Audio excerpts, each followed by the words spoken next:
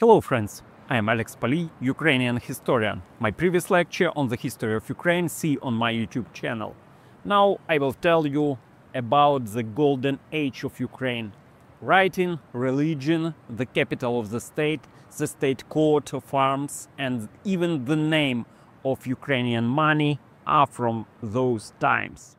The rule of Volodymyr the Great in years 980 to 1015 was of great importance for Ukraine. He introduced Christianity to Ukraine and extended it to the subordinated lands in Eastern Europe.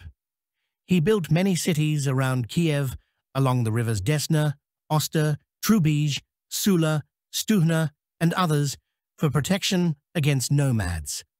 Under his rule, Ukraine developed written law, similar to that in other civilized states.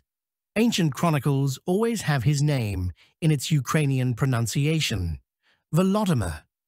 Volodymyr increased Kiev's control over the lands in modern central Russia. At the beginning of his reign, the Viatici stopped paying tribute, but he exacted it again in 981, this time from the plough, i.e. from each household. In a battle on the Pischana River, his voivode Vovchi Kvist, Wolf's Tail, scattered the Radomichs. Prince Volodymyr, whose mother was a Slav from the city of Lubech in the Chernihiv region, no longer felt much affinity with Varangian mercenaries, and the opinion of Kiev residents was more important to him. He drove out those Varangians who wanted to impose additional tribute on the people. In 987 AD, Volodymyr sent a 6,000-strong force to aid Byzantium in internal struggles. When he realized that the emperors were not going to give their sister in marriage to him as they had promised to do, he besieged Chersonis Taurica and seized it after 9 months in 988 with the help of local residents who knew how to disrupt the city's water supply. Volodymyr the Great became the first conqueror of the city in its 1,500-year-long history at the time. After seizing Chersonis Taurica, he founded his palace there and exchanged the city for marriage with the Byzantine princess. Meanwhile, the Tmutarakan Principality in the eastern Crimea remained under Kiev's rule. A condition of the marriage was Volodymyr's baptism. According to the chronicle, the prince had 12 official wives and 800 concubines before the baptism. He renounced them all. After returning to Kiev, Volodymyr ordered all pagan idols to be dismantled. Some were chopped up and others were burned. According to his orders, the idol of the chief god Perun was tied to a horse's tail and dragged from Starokievska Hill along Borichev Rise and thrown into the Dnipro.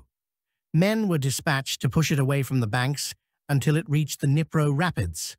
Volodymyr baptized only Kiev and its neighborhood in 988, while paganism retreated gradually in other lands under Kiev's rule. In Novgorod, pagan rebellions had to be repressed by force, while Volkvi, pagan priests, in Suzdal incited people to revolt against Christianity even 150 years after the baptism of Kievans. As late as in the 1130s, Viatici pagans executed Kuksha of the Kiev Caves, a preacher from Kiev. In contrast, there are no known cases of heathens executing Christians in the territory of Ukraine. Kiev residents knew about Christianity since ancient times. Andrew, an apostle of Jesus Christ, preached in Scythia, and Pope Clement I, one of the first popes, was in exile in the Crimea. Before Volodymyr built fortresses in the southern regions of his state, the inhabitants of the steppe posed a very serious threat to Rus. Their military forces reached the Stuhna River, 40 kilometers away from Kiev. The chronicle relates a comic situation when the residents of the besieged town of Bilhorod near Kiev exploited the superstitions of the Pechenegs. They dug a hole in the ground, filled it with wheat kisil, a kind of drink, and told envoys they were not afraid of the siege because the soil produced food like that. The strangers believed this and were impressed by the fertility of Ukrainian lands. The prince said, "I shall not find an army with silver and gold, but I shall find silver and gold with an army." He also ordered that arms be handed out to the disabled and sick Kievans at their homes. Moreover, Volodymyr began to take the children of the nobility and send them to education institutions.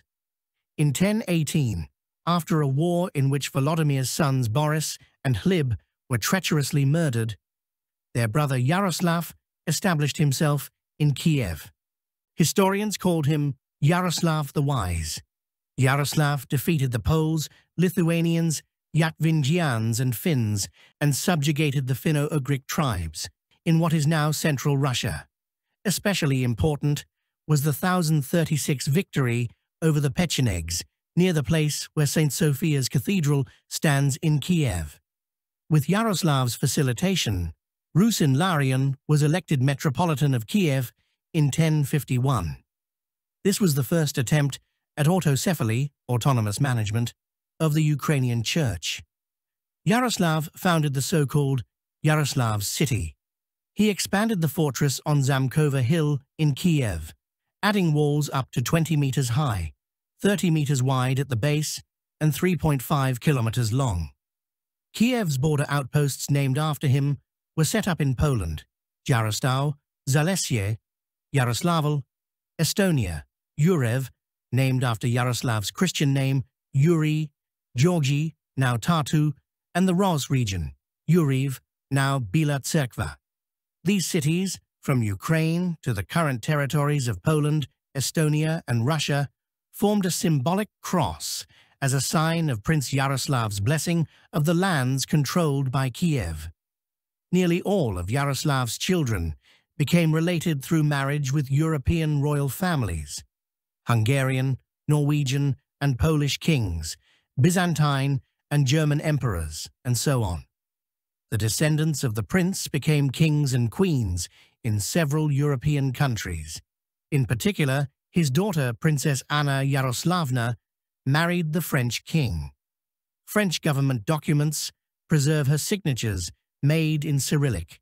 They are surrounded by crosses made by illiterate French barons. Her letter from Paris to her father, Yaroslav the Wise, was a favorite source of quotes in later years.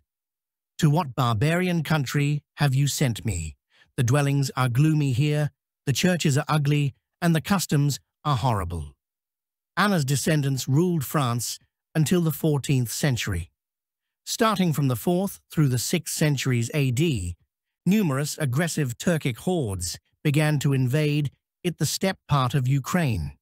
They were lured by rich pastures and an opportunity to attack the lands of the Slavs and the borders of Byzantium. The Pechenegs started to establish themselves in the Ukrainian steppes since the late 9th century. This powerful tribe attacked, among others, the Byzantine Empire. After their defeat near Kiev in 1036, Pechenegs disappeared from Ukraine.